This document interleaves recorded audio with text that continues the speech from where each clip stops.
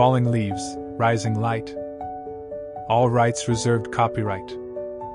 A marriage stretched thin by control and lies unspools over years until the husband is finally forced out. Told across a single autumn to New Year's cycle, this is a quiet story of emotional abuse, family fracture, loss, stubborn grief, and the slow, steady reclamation of dignity and hope through faith. As leaves fall, one man learns to trust God, face painful truths, and, against his own vows never to love again, open his heart to a future he thought impossible. Chapter 1 Morning Litany. Jonah Carter could smell the morning before he opened his eyes: coffee, wet earth, the scorched sweetness of the maple outside their kitchen window letting go of another leaf. He lay with his forehead pressed to the pillow for a long minute, listening to the house breathe, soft radiator clicks, the distant drone of a truck on the highway, the small, familiar stirrings of a family waking. For 20 years those sounds were a comfort that braided him into place. He named them in his head like a quiet litany: Emma's book pages, Luke's shoelaces, Sophie's low humming as she dressed. The list steadied him. He rose slowly, the joints in his shoulders remembering old aches, and padded barefoot across boards warmed by the sun spilling through the curtains. In the kitchen the coffee pot gurgled. Mara had already left a sticky note on the jar of oats, "Buy more," in her block-printed hand, and set the salt and pepper precisely like two small sentinels on the counter. Small rules. Small order. Jonah liked order.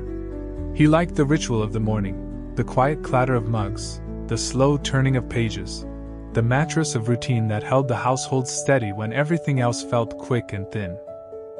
He made 2 mugs anyway, though he would only drink half of his, milk froth cooling into a ring at the top while he stood at the sink. He watched his reflection in the window glass, close-cropped brown hair gone thrice too fast at the temples, a beard starting to silver at the chin, eyes that had learned to soften around children but had begun to harden at other angles. He practiced smiles that would not come out wrong in the kitchen, rotations of expression that would keep a temper from flashing, words softened at the edges so they wouldn't ricochet into an argument. Emma appeared like a shadow with a book, 17, all elbows and intensity, hair in a careless knot, eyes that scanned him as if reading a paragraph whose meaning she could not agree on. "Morning," she said without enthusiasm, and continued her sentence mid-bite of toast. Luke shuffled in, grinning at a joke only he understood, backpack slung at a practiced angle. Sophie, still rumpled from sleep, tugged Jonah's sleeve with small sticky fingers and asked for a second helping of pancakes, because pancakes were the one thing she believed could make everything right. Jonah made pancakes with the ritual care of someone who believes love is a pattern of actions, a careful stir, the batter's hiss against the pan, the slow flip that kept edges golden. He set plates out in a neat row, wiped a smudge here, smoothed a napkin there. For a moment, while Sophie breathed syrup fumes and Emma read and Luke narrated an improbable story about a model car and a paperclip, the house felt like a small island of warmth and forgiving light. Jonah let himself stay there a little longer than he should have, long enough to believe, however briefly, that the world could hold. Then Mara came into the kitchen. She moved through the doorway layered with a different kind of weather, precise and cool, a wind that did not warm. She greeted them, a careful tilt of a smile, a voice that laid out facts with surgical calm, budgets, a cancelled appointment, a teacher's email. She set down her purse with a sound that Jonah learned to translate as a closing punctuation. Her eyes found him across the small room and, like a switch, the atmosphere changed. The light did not change, the way she looked did. Jonah felt a familiar hollow, a premonition of criticism framed as care. Her first words were small and steady, but they carried the tilt of accusation he had grown to expect. The way he left tools in the garage, the unevenness of the breakfast table, a forgotten conversation she swore had been important. Jonah answered with the words he'd rehearsed a dozen times: apology, explanation, a soft admission like an offering. He meant every apology, and none of them altered the tide. Mara's voice folded the apology into the ledger and added more items to his debt. Emma blinked, eyes lowering to her page. Luke's smile thinned. Sophie glared at her mother with a small, fierce loyalty. Jonah felt that familiar shrinking sensation, like stepping into a doorway far too small for comfort. He wrapped his hands around his coffee mug as if holding the warmth could anchor him against the chill. He wanted to speak up, to name the way things felt unfair, to say that love was not a balance sheet. But the words turned in his throat into small, polite concessions. He told himself he was protecting the fragile peace of a house he loved. He told himself the children would notice the gentleness, and that would be enough. After breakfast he lingered at the sink cleaning plates as conversations around him filed on by like people walking past the window. Mara left for work with a kiss pressed to each child's forehead and a firmer, colder peck on Jonah's lips that felt like the closing of a book. He watched her go, the back of her figure decisive against the morning sun, the way she always left the light slightly cooler in her wake. He felt the house shift a degree colder, and the easy warmth of family ritual dip under the surface of things unsaid. He sat alone then at the tiny round table that had once been a stage for laughter and homework and late-night scheming. He opened his Bible not because he believed answers would be found on those worn pages, but because the habit was the closest thing he had to a compass. The words rooted in him, promises and psalms, sank like pebbles into quiet water. He prayed, haltingly, for patience and for courage, for the children to be kept whole and for his heart not to harden. Outside, a maple leaf drifted lazily to the porch and landed on the welcome mat like a small, deliberate punctuation. Jonah watched it for a while and allowed himself to acknowledge the ache under his ribs. Already he felt the edges of a life fraying where love had once been a blanket. He would stay, as he always had, because leaving felt like leaving the children. He would bend, because a husband bends for his family. He would swallow pride and gather peace as best he could, threading himself through the days with soft apologies and steady hands. He did not yet know how many more times his feet would cross the threshold to leave and return, how many nights the car would become his bed, or how the children's voices would grow quiet in his presence. He did not yet know how the small, precise criticisms would accumulate like stones until the path beneath him was uneven and dangerous. He only knew this morning. The coffee was warm, Sophie's laugh stitched a small grin across his face, and the house pumped with that old, stubborn life he was determined, despite weariness, to keep breathing into.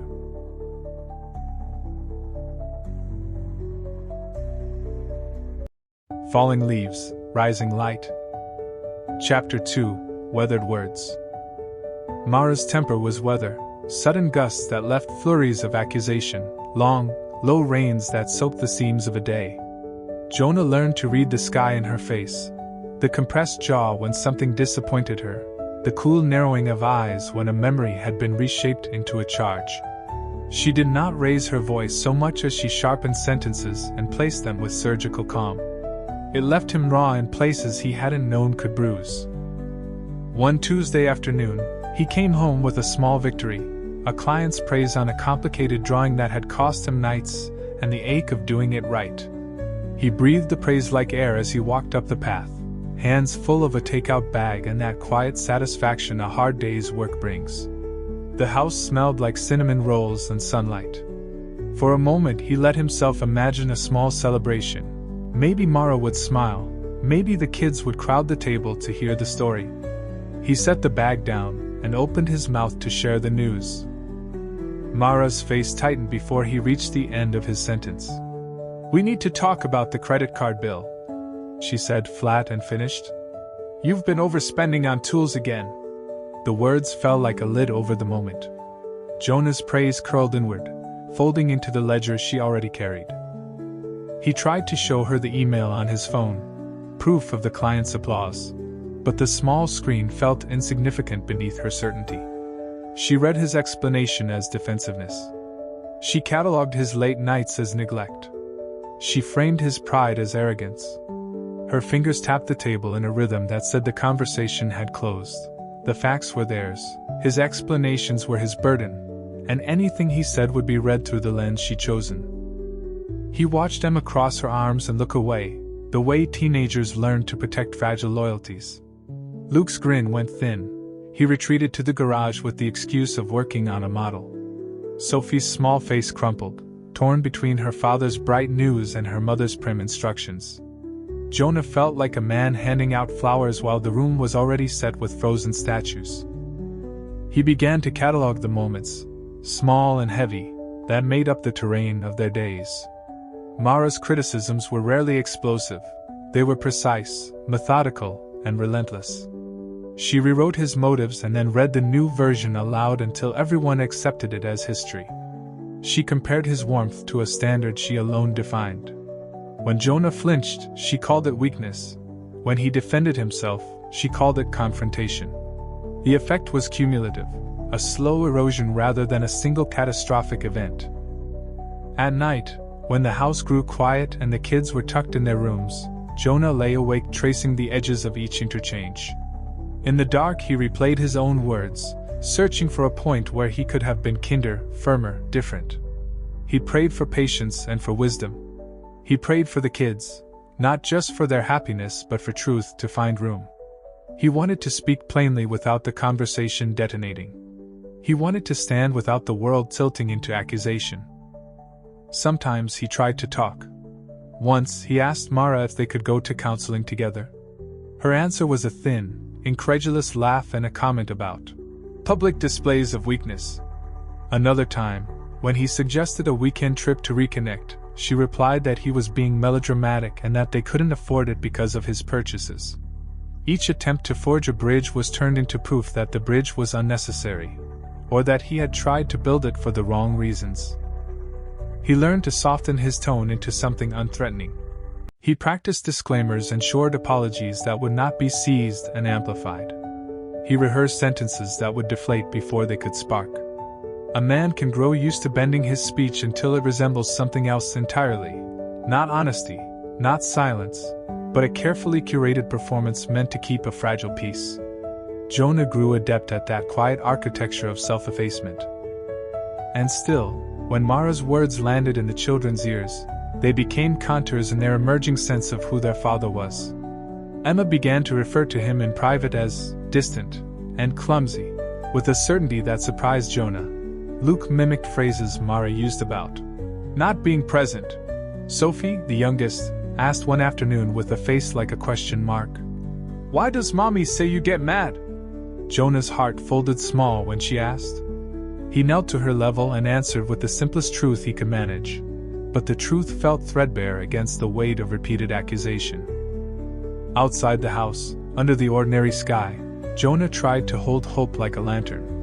He took on extra shifts, fixed the neighbor's lawnmower for nothing, mended Emma's jacket without complaint.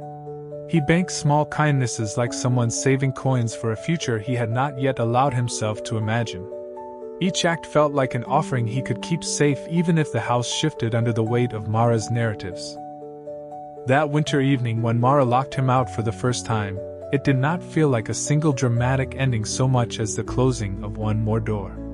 He sat in his car on the street, the heater humming, and watched his house glow with the light of a family he still loved. He felt foolish, like a man kept out of a room where his name was being rewritten. He prayed then, raw and honest, not for routes of escape, but for a way back to a home where love could be named without strings attached, where his good would be seen even if imperfect, where his children's laughter was not muffled by accusation. The prayer came out ragged, but it came from a place that mattered. He did not know then how tightly his life would be braided to those weathered words, nor how many seasons it would take for truth to find a foothold. He only knew he would keep trying, keep kneading the dough of family life into something that would rise again, if only the world would let it. Falling Leaves, Rising Light. Chapter 3, The Quiet Ledger. Jonah began to keep his own ledger, not of bills or purchases, but of small offenses and small mercies, entries made in the margins of ordinary days. He wrote down the moments Mara corrected him in front of company, the dinners where his suggestions were folded into hers and presented back as hers, the evenings when he asked a simple question and watched her answer with a cool and patient disdain that made him feel foolish for having asked. He recorded the times the children mirrored her phrasing, the casual lines she dropped about his temper or his carelessness, and how those lines took root in their conversation until his own words sounded like echoes in a room where he no longer set the tone. The ledger was private and plain: dates, short notes, the small sting attached to each entry. Writing it down was not a plan so much as a way to keep his mind from unraveling. The ledger slowed him when he might have snapped. It forced him to translate raw hurt into detail, and by doing so, to see patterns he could not deny. He realized Mara's accusations rarely landed on a single mistake. They were woven into a narrative that characterized his whole self. One forgotten appointment morphed into irresponsible. A short sigh in a tense moment became hot-tempered. The stories she told were embroidered with the children's receptive hunger for simple explanations. Emma, who had once defended him against neighborhood gossip, now quoted Mara with a calm conviction. "Dad just doesn't get it."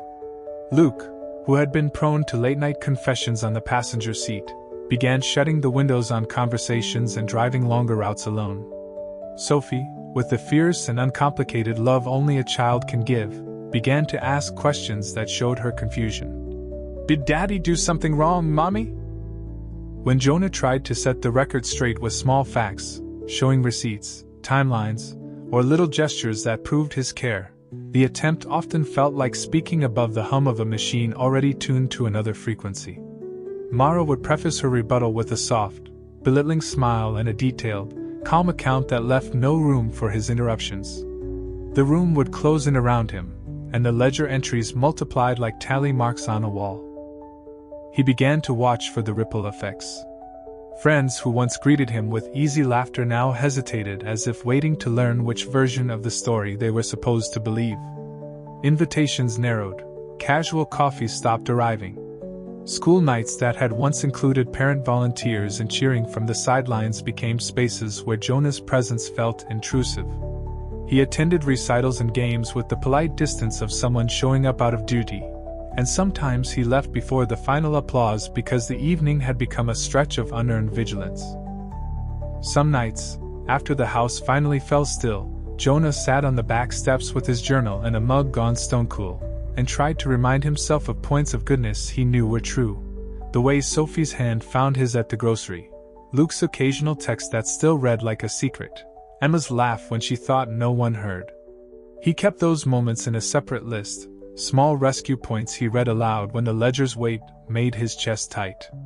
Faith and habit gave him language for endurance, but endurance was not the same as thriving. He wanted repair, not just survival, and the lack of reciprocity hurt more than any public slight. The ledger was also a mirror. In its pages Jonah faced his failures, times he had been distracted, the casualness with which he'd once let Mara take the lead on decisions that should have been mutual, the nights he'd chosen silence over confrontation because he feared the cost. He forgave himself in the only ways he knew how, by learning and by trying to change small behaviors that were in his control. Yet the ledger's honesty also broke open a new fear, that even if he changed, the narrative Mara had already sown might never be replanted. That sorrow felt colder than any locked door. On a gray Thursday in late October, he walked past the schoolyard where the kids were fielding a game of pickup soccer. He watched, an outsider anchored by love, and saw Emma, quick and precise, call out instructions in a voice that held the mark of someone who had learned to lead from the safety of command. He watched Luke hesitate by the sideline, then shoulder his pack and walk away when a friend called his name. Sophie, bright in a hand-me-down jacket, ran to the slide and then paused as if listening for a signal. Jonah stood by the chain-link fence and put his hand on the cold metal until his fingers grew numb. He felt the ledger's tally in the corners of his ribs, and the long, slow ache of being misread by those he loved most. He would keep writing, he decided, if only to remember himself when the world seemed determined to forget. Falling Leaves, Rising Light. Chapter 4, First Door Slam. The first time Mara slammed the door it sounded like a verdict. They had argued over something small, a stray bill left on the counter, a forgotten errand, but the words slid into sharper shapes until Jonah felt them like knives. Mara's voice, usually composed and precise, rose in a tone that stunned him more by contrast than volume. She listed grievances with the cold efficiency of someone reading minutes from a meeting, missed calls, late nights, the way Jonah had once laughed at a joke she thought trivial. Each item was dropped with the finality of evidence. Jonah tried to answer. His words were muffled by the cadence she had chosen. He stepped closer to remind her of context, of the late nights at the drafting table, and the overtime pay that paid for new tires and soccer cleats. She shut him down with a clipped, "That's not the point." Then the door hit the jamb and the sound hollowed the house. For a moment everything froze. The hum of the refrigerator, the spin of a clock hand, Sophie's plastic doll abandoned on the floor. Jonah felt the air change as if someone had closed the window against the weather. Mara stood on the other side of the threshold like a judge behind a bench. He could see the tight line of her jaw, the set of her shoulders. He knew that door would be closed for at least an hour, maybe longer. He knew because he had lived inside the pattern enough times to read its edges. He walked outside to the driveway, the cold biting at his ears, and leaned on the hood of his car. The sky over the neighborhood was a flat pewter, and the maple in the yard stripped a few more leaves as if it, too, had been scolded. Jonah's hands trembled in a way he hated, an old shame of losing his footing. He told himself to breathe, to count the seconds like a dampening technique. He felt the familiar strategy rise in him: leave, wait, return when the air had calmed. It was the compromise he'd learned: walk away now so you can walk back later. He slept in the car that night, folding himself into the passenger seat so his knees didn't press too loudly against the dashboard. The motel rooms felt less humiliating when he could say they were temporary accommodations for peace. He kept a small Bible by the dashboard, its cover softened by the heat of his palms. He read until the headlights on the highway blurred into a steady line, and the words settled like small, warm stones in his chest. He prayed, but the prayer was raw and specific. Please keep my children from thinking ill of me. Please don't let the story of my life be told only by her tongue. He slid his hand over the leather and felt foolish asking for such things of God, and yet the asking felt like the only real hope he had.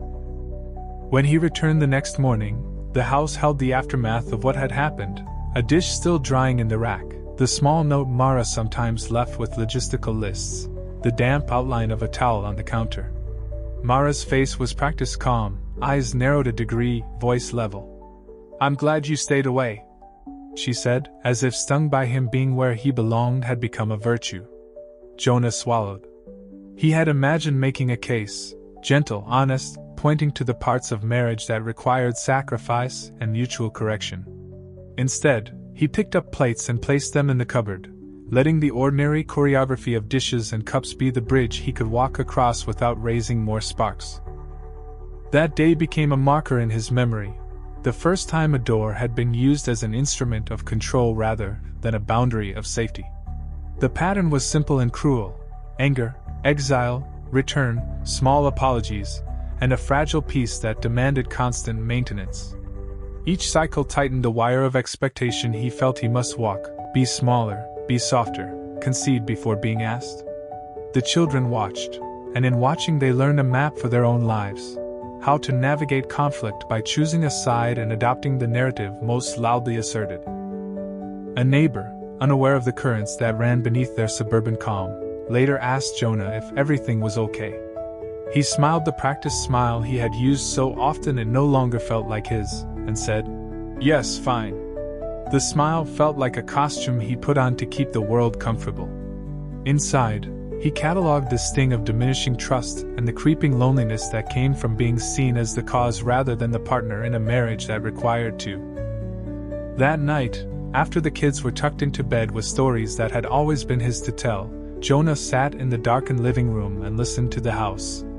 The photographs on the mantel, wedding day against the gazebo backdrop, Emma at her first recital, Luke with a monstrous grin at his 10th birthday, felt like relics behind glass. He put his hand on one frame and felt the glass cool under his palm. The weight of the slam lingered in his chest like a bruise. He wondered how many small slams it would take for a home to crack beyond repair. He began to anticipate the door's closure each time they disagreed, as if preparing for an inevitable weather change. The anticipation tightened him, a busied hush over his words, a preemptive apology, an offered concession that could forestall the worst. It was survival by subtraction, removing parts of himself so the house might hold. He told himself these were temporary measures, that endurance was a worthy thing, that love was often patient. But even patience has a depth limit, and Jonah felt the level of his reservoir fall a little with every slammed entrance and guarded return. Within the hush that followed the slam, Jonah made a small vow. Not to fight every battle, he thought, but to keep an honest record of what happened, so that if the story of his life narrowed to the version spoken by Mara, he would at least have something written down that remembered the man he had tried to be.